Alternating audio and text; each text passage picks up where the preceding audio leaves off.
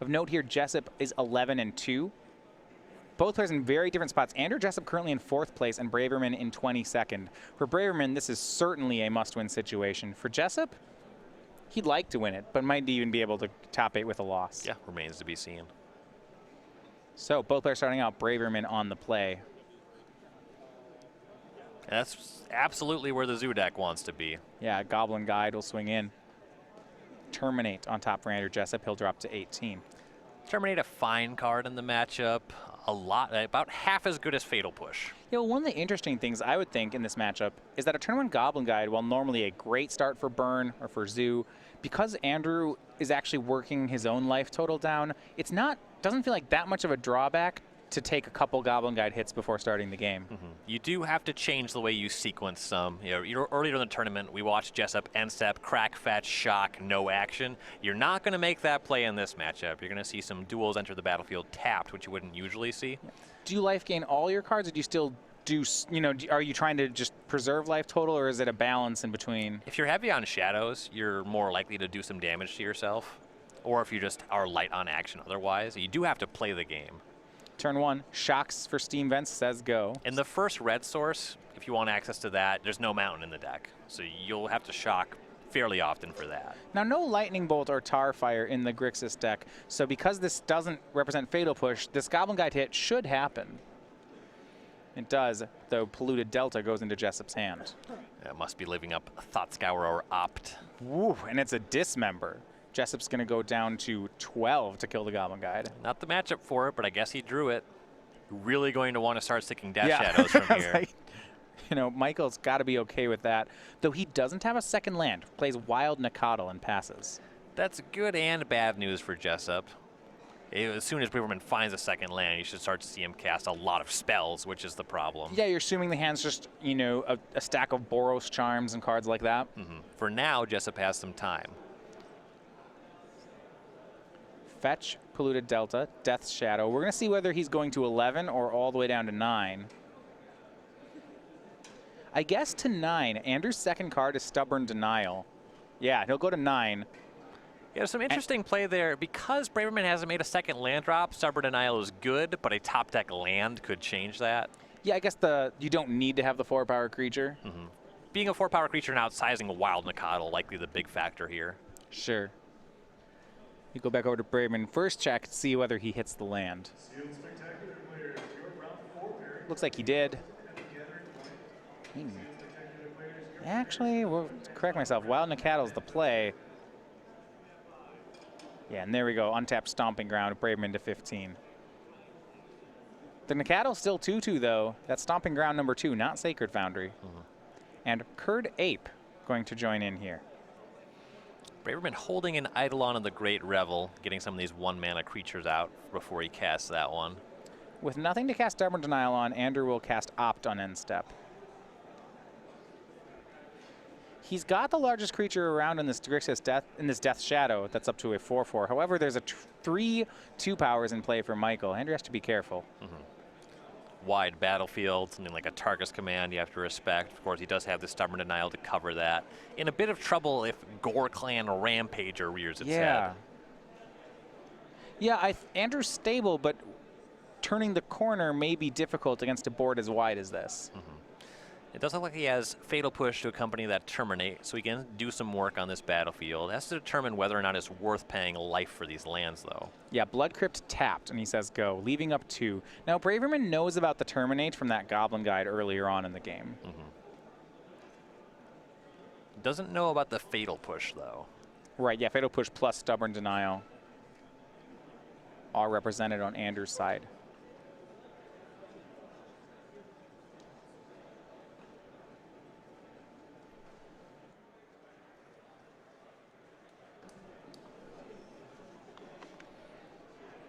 Braverman in a tough spot, missing land drops here.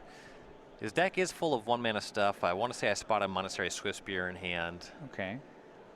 Looks like for 2 he'll go for Eidolon of the Great Revel. And from 9, Jessup won't be able to cast many more spells this game. Yeah, I feel like he might just have to terminate this. Yeah.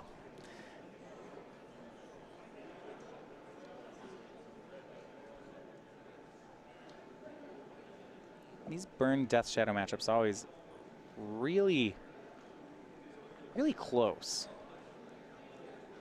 Eidolon, one of the better cards for the burn deck, certainly when you get it with the Shadow player at this low of a life total with this little of a battlefield presence. And Andrew's going to cast Terminate, but not on Eidolon. He's going to cast it on Wild Nacatl, doing so with the Eidolon on the stack. Yeah, if he just lets Eidolon resolve and he wants to terminate that, then he ends up getting hit for 4 in this combat. Another 2 off the Eidolon, down to 3. That's far from ideal. 3 is a very dangerous life total against a Zoo deck. I guess if he has a Delve threat, then that doesn't even trigger Eidolon. Yep. We go back over to Jessup. Looks like he's going to play another... You know, he has a Fatal Push here. He drew another Death Shadow for the turn. Land 4 is where he'll start. Kolaghan's Command... shuffled to the front. Death Shadow's going to attack. It's currently a 4/4. That fetch land means it could go up to a 7/7. And just with the Eidolon on the battlefield, Jessup casting spells just grows the shadow as well. So there's a lot to factor in there. Yeah, it could be a really large Death Shadow. Now, Andrew doesn't have any Teamer Battle Rage in the main, so Michael doesn't have to worry about actually getting killed on this attack. Right. So no blocks from Michael, and now Andrew goes to work. Here's Fatal Push. It'll shoot down the Eidolon. Andrew goes to 7. Anything else? No. That'll be a 6 points in. Michael down to 9. With Eidolon gone, Andrew's going to make another blocker. Here is a second Death Shadow. Death Shadow there figures to be a bit more impactful than Kolaghan's Command. Also, doesn't have to crack the fetch land to make this play, so it doesn't go to 6. Yeah, and that Stubborn Denial is still up on Andrew's side, so it's likely that Michael has 7 points of burn here, but he won't actually be able to resolve it. Also tough to shove through that 6/6 shadow.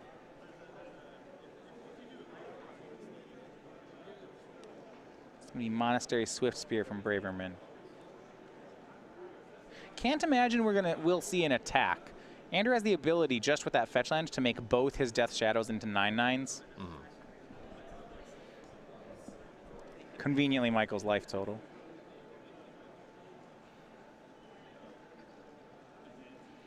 And notably, the Kolaghan's Command in Jessup's hand is still a kill spell for the Wild Nacatl. Yeah, it's still a 2/2, no planes as of yet. Andrew's going to draw, gets a second Snapcaster Mage. And I like this fetch land being in play that Andrew can attack. He can threaten lethal with both of these creatures, but then when Michael blocks, he actually doesn't have to use it. Right. See, he'll make that play.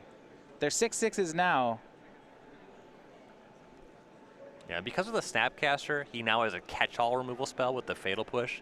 Had he not drawn that, you might have seen a pre-combat Kolaghan's Command killing the Wild Nacatl and then forcing these blocks. Yeah, you see a pair of blocks from Michael, and then Andrew says, fine. Both creatures hit the graveyard. And Andrew, I really like how he's been able to play this game. Just says go. End step, Lightning Bolt at Andrew. We'll see if that's enough for the Stubborn Denial. Andrew will go to 4. Yeah, takes follow-up from here to make that lethal. Draws a fetch land. That can turn the Nacatl into a 3/3. It's close. Yeah, Jessup can cast Snapcaster Mage, leave up Watery Grave, target Fatal Push, block Nacatl, use Fatal Push if he has to, still has access to Stubborn Denial mana. Right, because he has that 4th land. Fetch, Shock. Braverman down to 6, gets Sacred Foundry. Nacatl's a 3/3. It is almost enough. Monastery Swift Spear from Braverman. That's a lethal attack. Here they both come.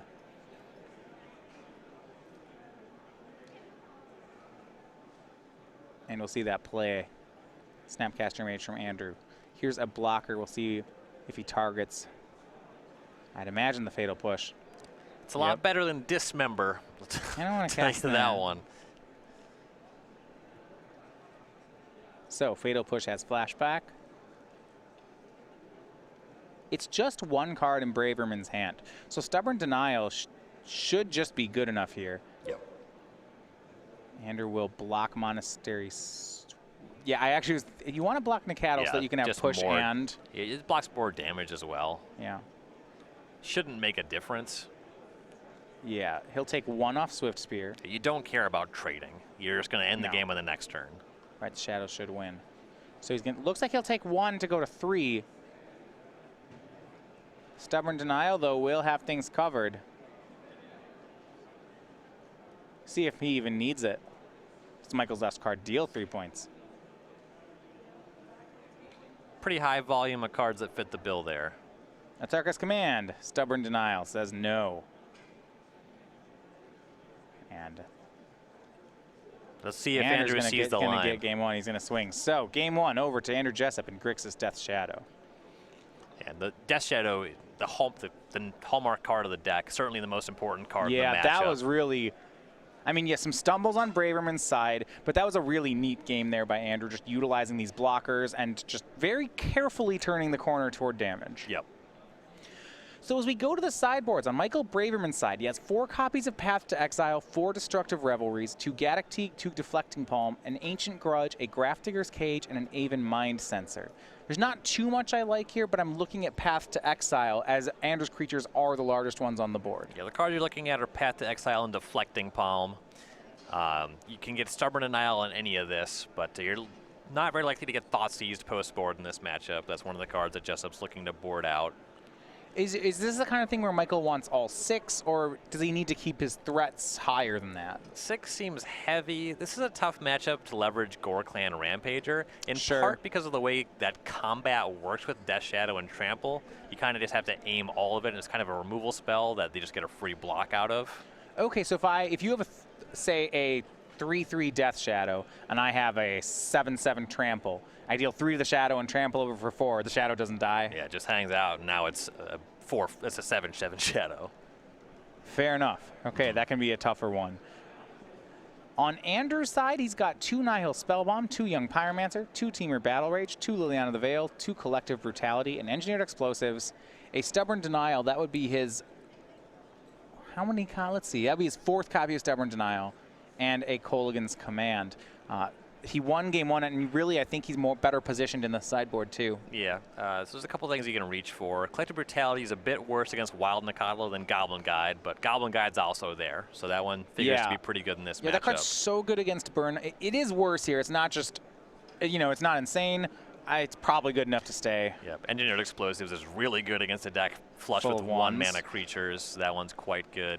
Probably bring in Liliana of the Veil as well. The Edict to get a creature off the battlefield, and if you ever get him to discard a burn spell, that's just life gain. 2 cards I have questions out here. First is Young Pyromancer. I could be in the market for some blockers here, just as he plays cantrips, though it is a little slow. Thoughts there? That one I think is fine. And he does have a number of cards looking to board out here. Don't love having Street Wraiths in this matchup. Sure. Don't love having Thoughtseize.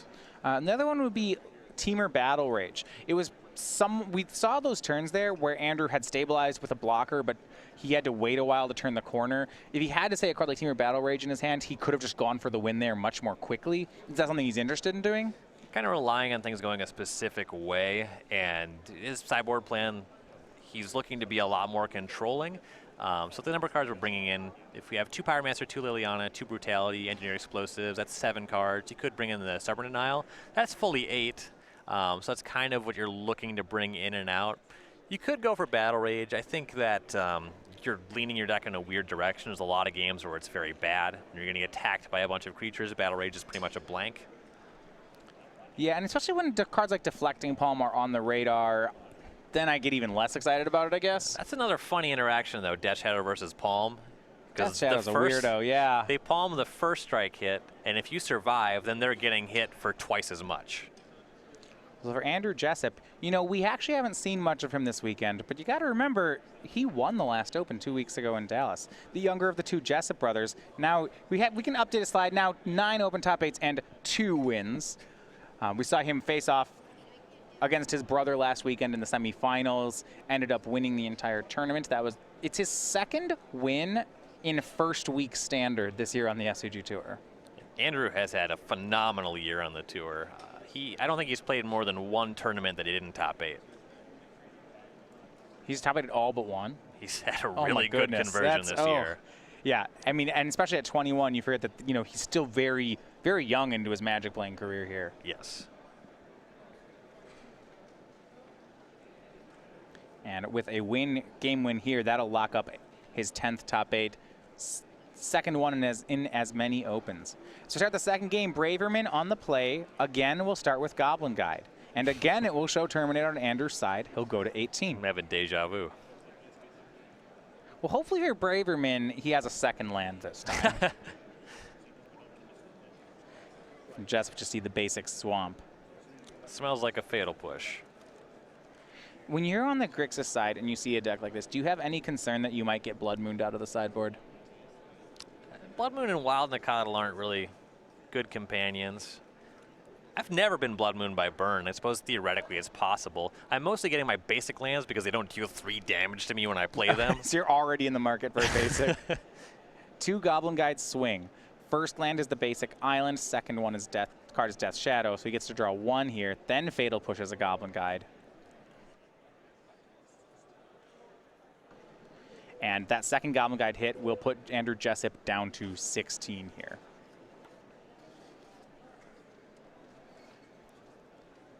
Braverman going to continue work here. It's going to be a fetch land and a shock, so it goes down to 15. All right, things looking a little bit better. Has the second land. Second land, his Nacatls are going to be 3/3s. Can't cast him yet, but that's okay. Here is Curd Ape, so 2/3.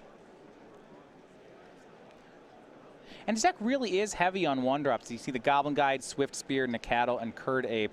Between those, he has a full 16 1-mana creatures in the deck. Something I'm a little bit curious about, and that I'd like to see from Braverman's deck, is playing Narnam Renegade over Curd Ape. Okay, just the same card, but with Death Touch. He had a lot of fetch lands, trigger Revolt. Death Touch matters. You know, obviously holding Narnam Renegade up against Death Shadow matters a lot more than Curd Ape. He's also playing Gorklan Rampager. Death Touch Trample is a really nice combination. Yeah, I do like that. And you know, in this matchup, I would if that Curd Ape had Death Touch, would have been very strong this turn. Mm-hmm. He would have had to tap the lands a little differently, but I think that was available. That's fine. Yeah, the awkwardness can come with, you know, you do need the fetch land to make it a 2/3 on that turn, but there's plenty of fetch lands in this deck. Looks like 13. Yeah. Zoo's already a deck that's playing more fetch lands than targets for them. It wants to be so... You see here 20 lands.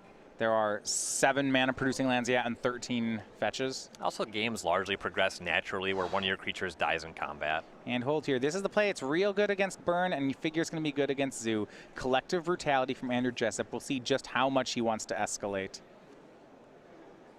Looks like just 1. So Goblin Guide will get -2/-2. He's going to take a card from Braverman's hand. He did not take the life gain mode, so not fully escalated. I do like this because he let on 2 basics, and he's a Death Shadow deck. He's not interested in that life. He actually doesn't want to gain life. Going to 18's weak. Still wants to get to 12. So he has a choice of Path to Exile or Boros Charm. Takes Path to Exile and says go. Yeah, cast that Boros Charm. Put me to 12. Yeah. Michael's dangerously low just on material here. Yeah, generally doesn't ever want to draw a Dryad Arbor. He wants to fetch that up on a turn where it's going to mess up combat with, say, an Atarka's Command. Curd Ape will put Andrew Jessup down to 14 on the attack. Dryad Arbor put into play. I think I just saw Peter Terbergen holding a match slip on the back up there. Well, if you know, he didn't need to win this round, but I think he might just do it anyway. That should get nice. That should get... Well, I guess it can't lock up the 1 seed. There is another player at 11-1, but he's definitely into the top 8. So Dryad Arbor was the play, holds up Boros Charm. Michael says go. Back over to Jessup, still at a pretty healthy 14. Those are his only 2 basics, so this fetch is going to deal 3 damage to him. So Andrew will go down to 11. That puts him into Death Shadow territory, though. And we know he has one from an earlier Goblin Guide. That's going to put the hurt on Braverman. Actually, correction here. He's going to stay at 13. He's going to get the fetch land tapped. Yeah, Curd Ape's going to do some damage next turn anyway, right? Sure.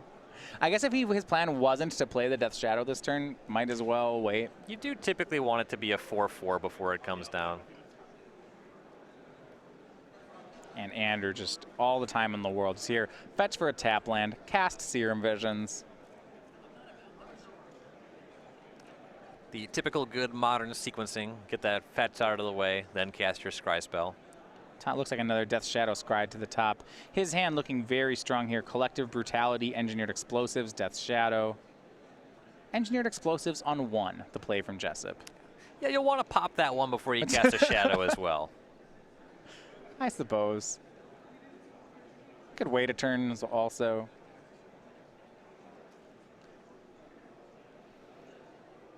Jessup pretty happy to take a couple points of damage here. And Michael's going to go to work and step Boros Charm. Andrew's down to 9. Jessup knew about that one. Another argument not to shock off of that land there. Draw from Braverman. 1 card was a land. So Curd Ape and Dryad Arbor will swing. Andrew will drop to 6. 7/7 Death Shadow. Yeah, I mean, it's got him real close to burn range, except this is where Andrew wants to be. And Braverman is at 15. He's taking some incidental damage off of fetch land, shock lands.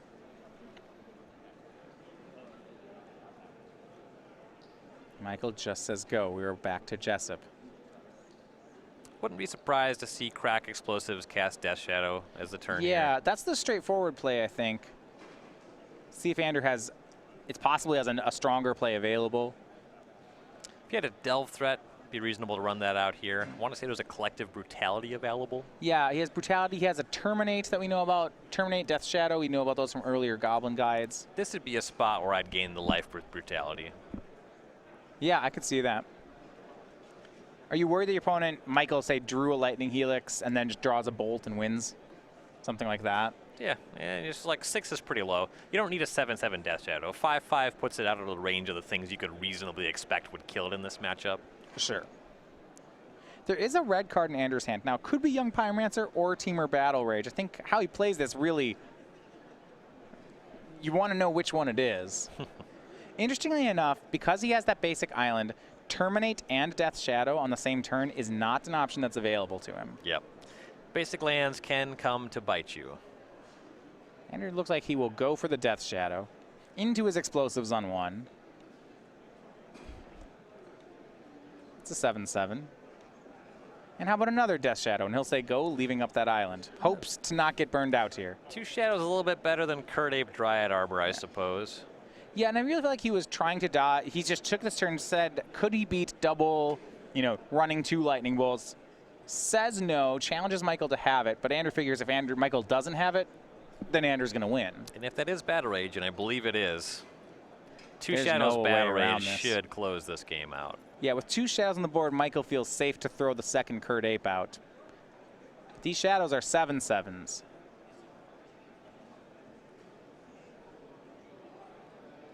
Curious to see how aggressively Jessup plays the next turn.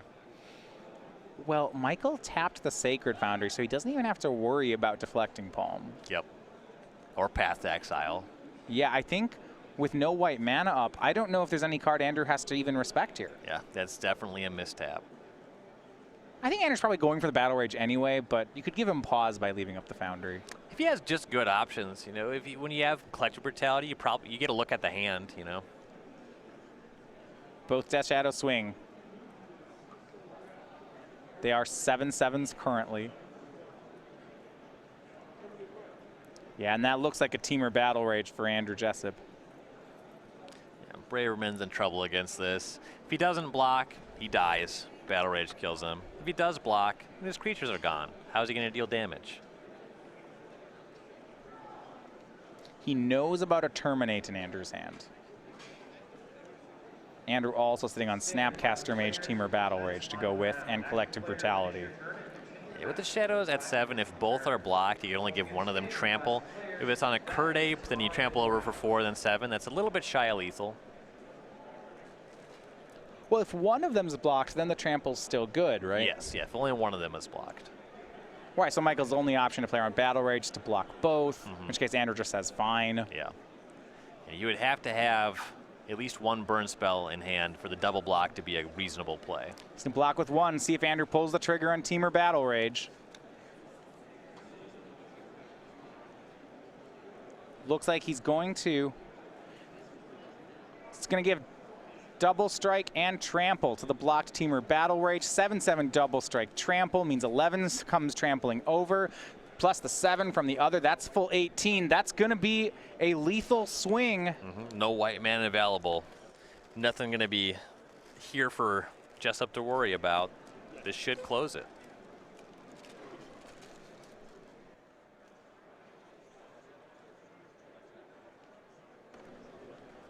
Teamer Battle Rage is going to trample over. Michael is considering if he has options here.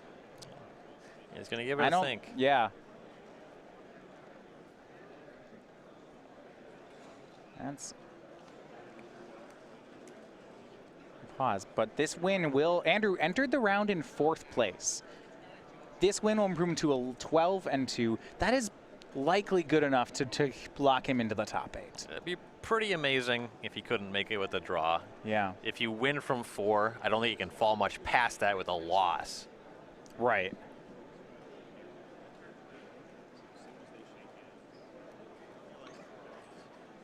And for Braverman, the 4th loss, entered the round in 22nd, hoping to win out and win the breaker game, and that's not going to happen today.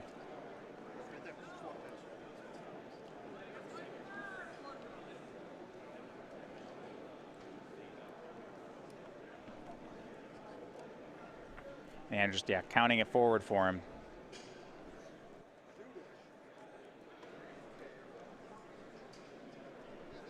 Yeah, I'm not sure there's any play here. No, Braverman only has 1 untapped red mana. He can't double bolt Jessup. He doesn't have any white mana untapped. He can't Deflecting Palm. He can't Path to Exile.